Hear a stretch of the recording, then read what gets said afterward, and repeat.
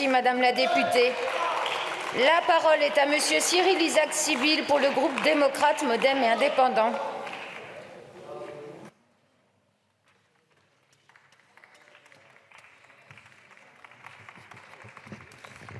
Merci.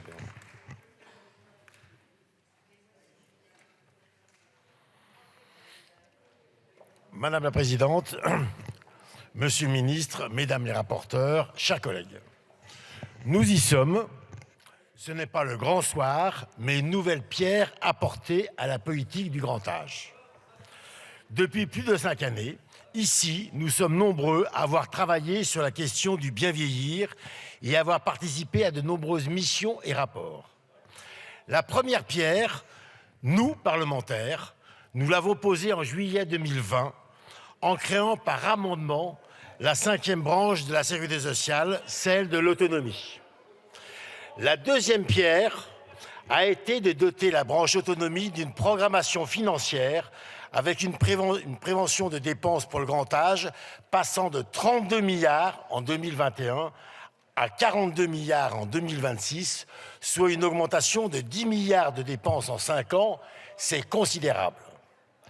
Ce soir, nous posons la troisième pierre, une troisième pierre, il y en aura une quatrième puis une cinquième, mais ce soir, nous posons la troisième pierre grâce à cette PPL en faveur d'une meilleure prise en considération et d'un meilleur accompagnement de nos seniors, d'une nouvelle organisation et de la création du service public territorial de l'autonomie.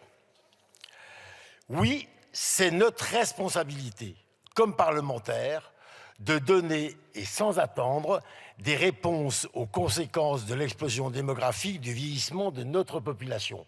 Ce n'est pas demain qu'il faut le faire, c'est aujourd'hui. Et ceci sans querelle ou arrière-pensée politicienne. Je vous en prie, parce que nous partageons le même constat et avons souvent les mêmes réponses. Les problématiques du troisième âge, nous les connaissons. Vivre mieux, oui, mais aussi vivre mieux en bonne santé et en conservant une autonomie le plus longtemps possible et chez soi aussi si possible. C'est le rôle majeur de la prévention, souvent négligé dans notre pays, j'y reviendrai. C'est aussi pour les personnes âgées et leurs familles être mieux aidées et accompagnées. C'est le rôle prépondérant des métiers du grand âge et nous le savons, les besoins sont immenses. Après que nous ayons déjà revalorisé ces métiers, cette proposition de loi veut renforcer leur attractivité, les fidéliser, les soutenir, tant au domicile de la personne âgée que dans les établissements les accueillant. Par 2 points, une reconnaissance que permet la création d'une carte professionnelle destinée aux professionnels intervenant au domicile des personnes âgées et handicapées, c'est l'article 6.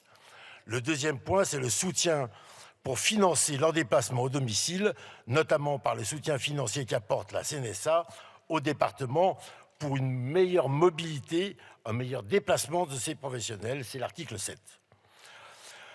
Il nous faut aussi veiller à la bientraitance et lutter contre les formes de maltraitance, ce sera l'article 3 et 5 ter. Enfin, c'est simplifier la vie et les démarches des personnes âgées et de leurs familles en créant un service public territorial de l'autonomie qui garantira que chaque demande venant d'une personne âgée, d'une personne handicapée ou d'un aidant obtienne une réponse complète et coordonnée entre tous les acteurs de l'autonomie, quel que soit le département qu'elles habitent. Le groupe démocrate proposera plusieurs amendements visant à donner une architecture à cette politique systémique de prévention du premier kilomètre, je préfère cette expression au dernier kilomètre, jusqu'au pilotage national.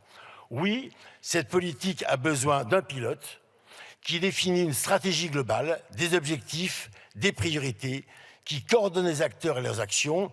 Tel est le rôle du gouvernement à travers la Conférence nationale de l'autonomie. Oui, ça sera un pilote.